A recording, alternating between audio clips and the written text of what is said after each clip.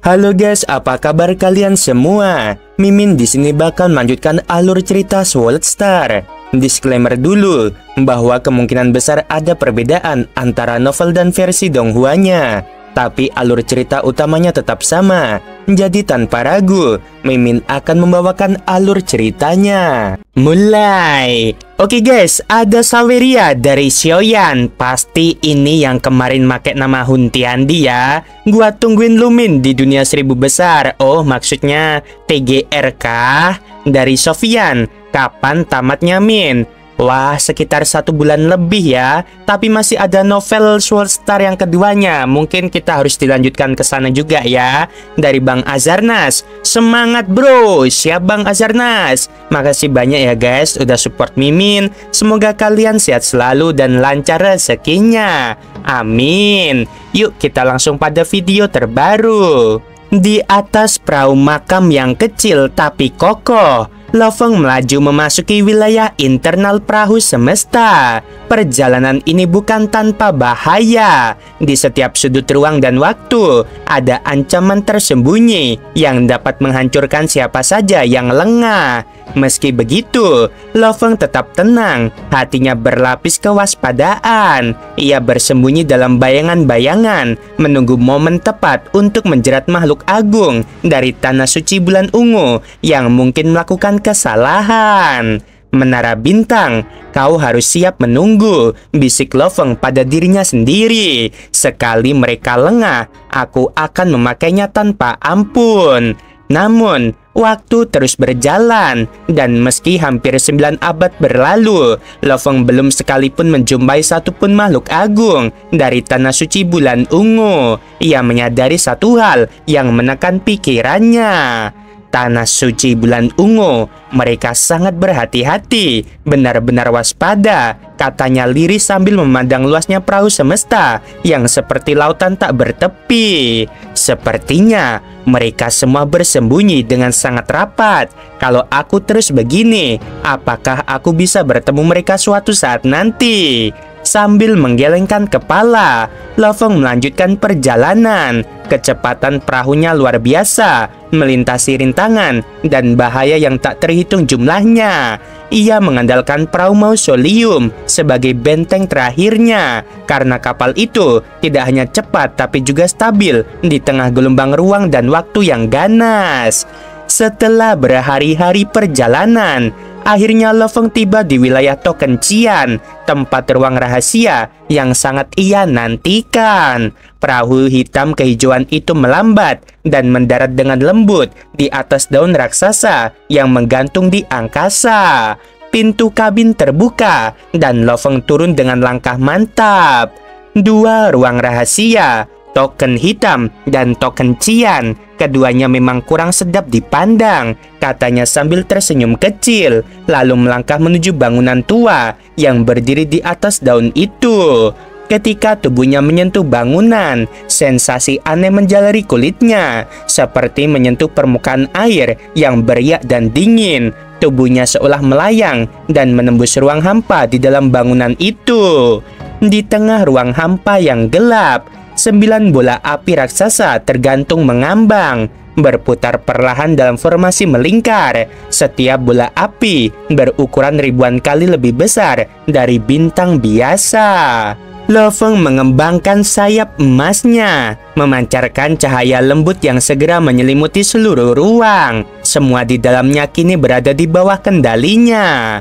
Ini luar biasa, gumamnya, melihat gulungan karakter yang tampak seperti ular api berputar di udara. Karakter-karakter tersebut memancarkan rea energi dan informasi yang kaya.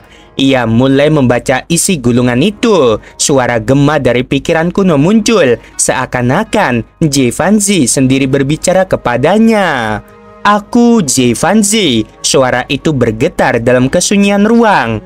Makhluk istimewa yang mengolah hukum api dan air sudah melewati 3 era reinkarnasi. Asal mula air dan api bukan hanya hukum unsur biasa, melainkan inti dari segala kehidupan dan reproduksi. Aku menciptakan pengetahuan ini agar generasi mendatang bisa melanjutkan warisanku. Karena aku sendiri tidak punya cukup waktu untuk melampaui era reinkarnasi.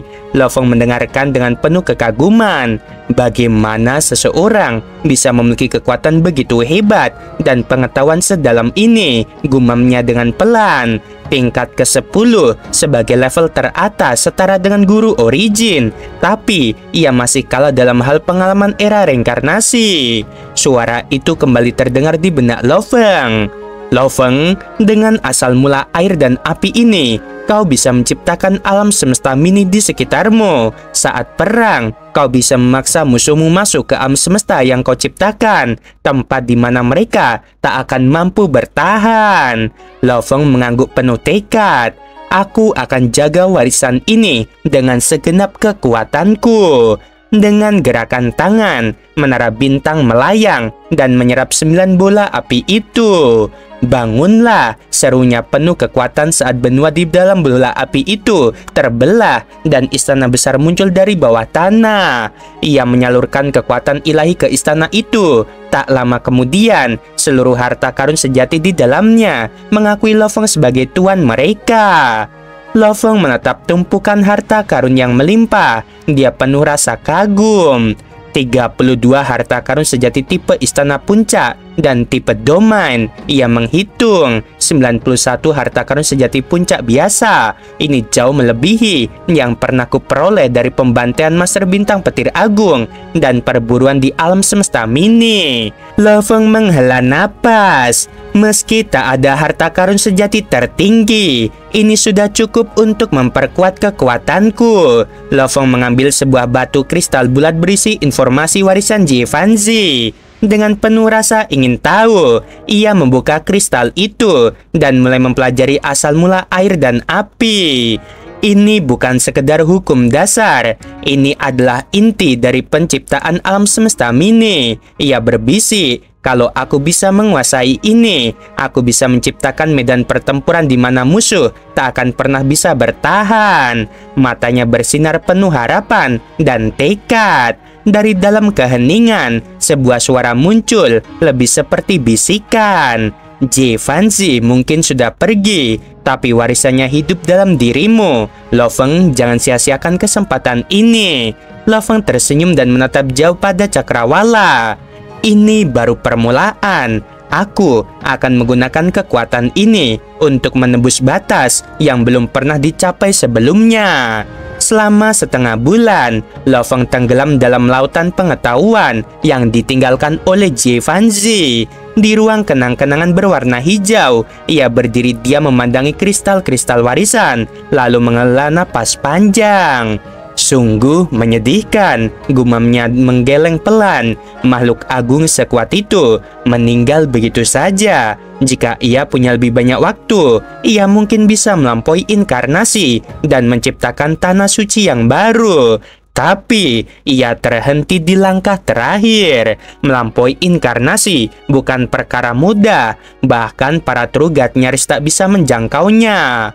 Jie Fanzi hanya memahami dasar dari asal mula air dan api. Lanjut Lo Feng, ia bahkan belum menguasainya sepenuhnya. Kalau ia berhasil, mungkin dia sudah menembus batas itu. Dan kalau ada yang mampu memahaminya secara menyeluruh, dia akan menjadi makhluk yang luar biasa, melampaui segalanya. Ia menarik napas dalam-dalam, matanya bersinar tajam. Namun, teknik itu memang menyikap asal-muasal alam semesta, bisiknya penuh kagum. Sayangnya, Jie Fanzi terlalu terburu-buru. Ia mencoba menjangkau rahasia yang jauh melampaui tingkat kekuatannya. 3 era alam semesta ia habiskan untuk mempelajari dan tetap gagal. Meski begitu, warisan Jie Fanzi membuka jalan yang berbeda dari yang lainnya.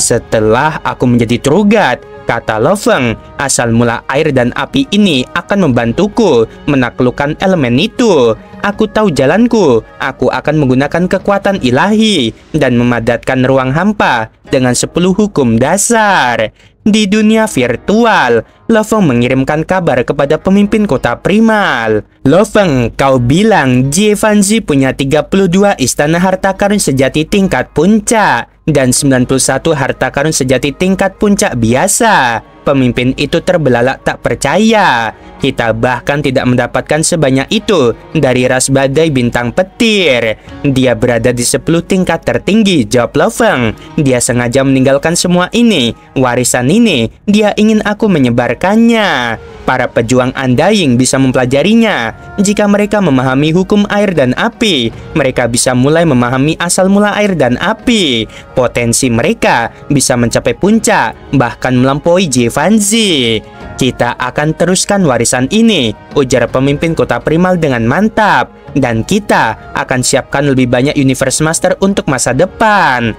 Aku serahkan itu pada guru. Lo Feng tersenyum. Aku akan mulai berlatih dan menjelajah 3 tempat berbahaya. Aku akan kirimkan barang-barang berharga itu kembali ke ras kita. Ia meninggalkan sebagian harta untuk dirinya, senjata dan baju sirah untuk 4 tubuh dewanya, dan sisanya diserahkan kepada para makhluk agung.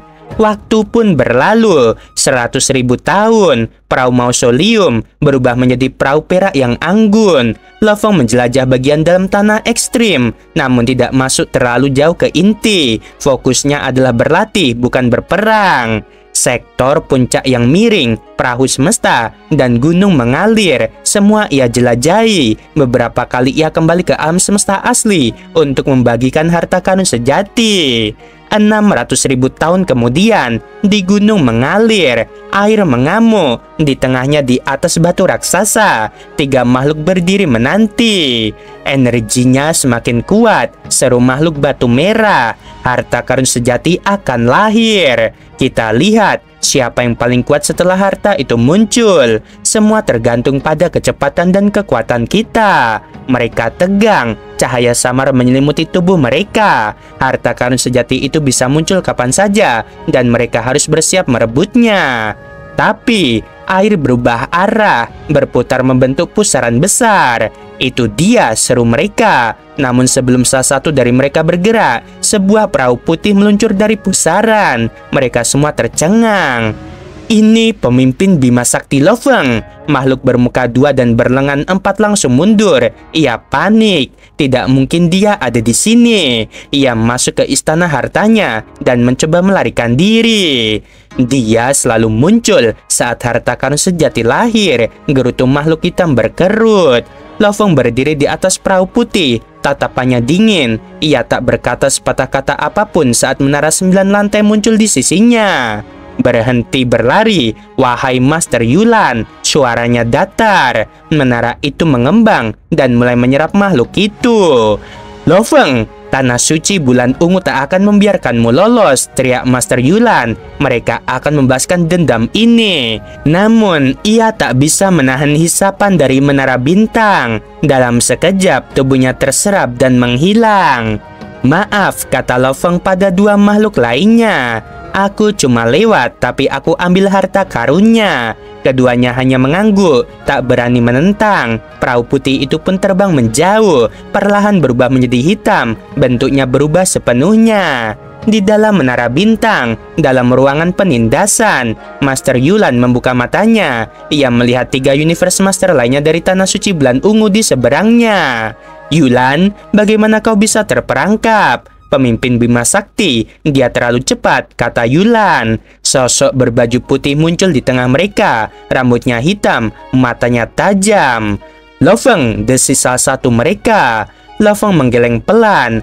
Jangan menatapku seperti itu. Aku tidak menghabisi kalian, tapi leluhur kalian tak berusaha menyelamatkan kalian. Jadi jangan salahkan aku. Ia menatap mereka dengan tenang, namun tatapan itu menyimpan tekanan yang dahsyat.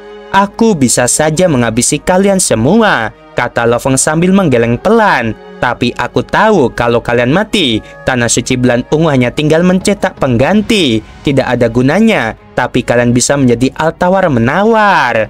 Keempat Universe Master itu tetap diam. Hanya wajah mereka yang mulai menunjukkan amarah yang tak bisa disembunyikan.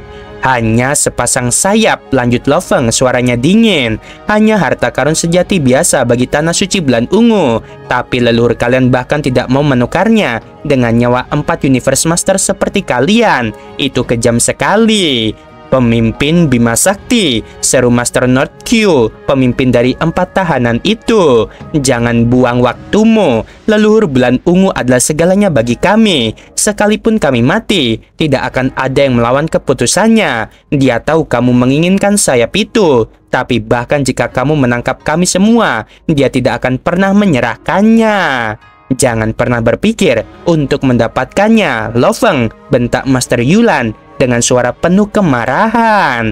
Leluhur kami sudah bilang kalau kami gagal menjaga diri, maka kami dianggap gagal. Dia tidak akan peduli dengan nyawa kami. Lo Feng hanya menghela napas. Kalau begitu, kalian tunggu saja di sini. Lalu, tubuhnya menghilang begitu saja, meninggalkan 4 Universe Master yang kini hanya bisa saling memandang dalam kesunyian gurun. Lo Feng melayang di dalam perahu mausoleum yang melintasi 3 tempat berbahaya. Di dalam benaknya, satu hal terus mengganggunya. Itu adalah sayap terakhir Siwu, komponen penting dari harta karun sejati yang luar biasa. Sulit, hampir mustahil mendapatkannya, gumam Lo Feng. Dari keterangan Universe Master yang dia tangkap, ternyata saat sayap itu muncul, seorang kesatria dari Tanah Suci Bulan Ungu juga merasakannya. Ia tinggal di ruang rahasia dalam Tanah Suci dan langsung melaporkannya kepada gurunya, yaitu Master Feng Hao. Master Feng Hao lalu menyelidiki lebih jauh, tapi setelah menelusuri semua Universe Master, dari kekuatan mereka, tidak ada yang memiliki komponen lainnya. Namun kabar tentang getaran itu sampai ke telinga leluhur bulan ungu, yang kemudian mulai menyatukan potongan-potongan teka-teki. Lo Feng pernah berada di perahu semesta. Master Peixing, seorang Universe Master muda dari Tanah Suci Bulan Ungu, tewas dan dia diketahui memiliki 2 pasang sayap. Beberapa makhluk besar dari Alan Shihong berusaha diam-diam menukar harta karun sejati biasa dengan sebuah informasi. Dan akhirnya, Lo Feng kini diketahui memiliki 3 pasang sayap. Semuanya saling terhubung. Leluhur bulan ungu akhirnya membuat kesimpulan. Lo Feng mengincar sayap sawu terakhir. Tanpa ragu, Tanah Suci Bulan Ungu mengirim pesan. Beritahu Lo Feng, berhentilah bermimpi. Sayap itu akan tetap berada di sini selamanya. Dia tidak akan pernah mendapatkannya. Ketika pesan itu sampai ke salah satu avatar Universe Master yang ditangkap, Lo Feng hanya mengepalkan tangan. Ternyata mereka sudah tahu, memang luar biasa. Ia sadar, meski aliansi Hong bergerak sembunyi-sembunyi, masih ada jejak yang tertinggal. Tapi ia tidak akan mundur, justru ia akan menekan balik. Kalau begitu, aku akan terus menangkap Universe Master kalian. Aku akan memecah persatuan Tanah Suci Bulan Ungu sedikit demi sedikit. 8 juta tahun kemudian, waktu berlalu, satu demi satu Universe Master Tanah Suci Bulan Ungu kembali ke tempat asal mereka, tak ingin menjadi korban Lo Feng berikutnya. Sementara itu, Lo Feng menghilang dalam pelatihan, berkelana di dalam perahu semesta selama lebih dari 8 juta tahun, sebuah waktu yang hampir tak terbayangkan. Di dalam kapal raksasa itu, ia mendalami ukiran-ukiran rahasia dan memperkuat tubuh dan jiwanya. Aku belum menguasai ukiran tingkat ketiga sayap sawu, tapi aku akan memahaminya cepat atau lambat. Di area terpencil samudera semesta, leluhur binatang iblis, musuh dari leluhur ras iblis dan leluhur binatang angkasa, dia sedang menjelajah. Tiba-tiba, sebuah cahaya emas menyilaukan melesat, meninggalkan jejak panjang di udara kekacauan. Sebuah gelombang kejut menyapu segala arah, menghantam leluhur binatang iblis dari kejauhan dan melemparkannya miliaran kilometer. Leluhur binatang iblis memuntahkan darah emas. Ia menatap lebar pada benda raksasa yang melintasi langit. Apa itu? Dia yang mampu bertarung dengan leluhur-leluhur lain tak mampu menahan bahkan gelombang kejut dari benda itu. Sepertinya ini kesempatan yang luar biasa. Dengan penuh semangat, dia mulai teleportasi, ingin menyusul makhluk mengerikan yang ada di dalam benda itu. Ia yakin siapapun yang berada di dalamnya memegang harta yang tak tertandingi. Oke guys, sampai sini dulu episodenya. Gimana? Ya, Mimin lagi fokus NTZZ, tapi tetap teman-teman Swallow Star Mimin upload sehari sekali, usahakan ya. Cuma kalau NTZZ mungkin Mimin juga mengusahakan lebih dari sekali dalam sehari ya, karena aduh nggak enak juga guys, udah di Saweria sebanyak 3 juta itu buat sebulan atau 30 video kan. Jadi ya Mimin tuh pengen ngelarinnya nggak sebulan gitu ya, mungkin 2 minggu udah kelar supaya nggak terhitung hutang gitu ya. Tapi Sweldstar tetap upload. Tadi Mimin lihat, wah ini caun-caun Sweldstar nggak digarap, enggak, tetap digarap sehari sekali ya gitu teman-teman. Sebelum video berakhir, Mimin mau bilang sungguh membagongkan. Terima kasih.